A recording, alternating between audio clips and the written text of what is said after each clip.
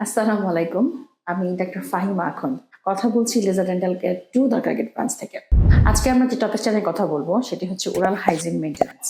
Oral hygiene maintenance এর জন্য আমরা কি করতে পারি?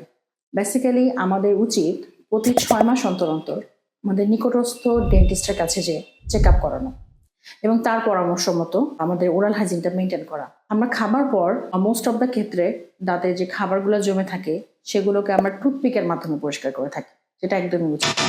সেক্ষেত্রে আমাদেরকে ডেন্টাল ফ্লস ইউজ করা উচিত। তাহলে আমাদের মাড়ির যে সমস্যাগুলো সেগুলো হয় না।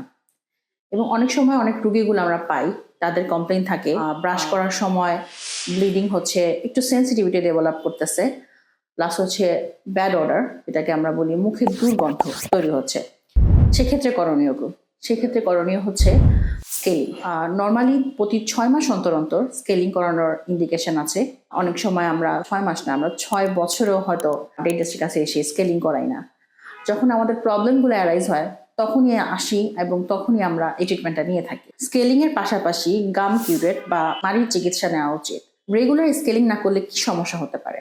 রেগুলার স্কেলিং এবং গাম কিউরেট এই ট্রিটমেন্টটি না করলে যেটি হতে পারে, আমাদের গাম রিসেশন মানে মাড়ির ক্ষয় হয়ে যেতে পারে। সেক্ষেত্রে আমাদের করণীয় হচ্ছে আমাদের ডেন্টিস্টের পরামর্শ মতো চলা এবং তিনি যেভাবে ডিরেকশন দিবে সেভাবে আমাদের ওরাল হাইজিনটা মেনটেন করা।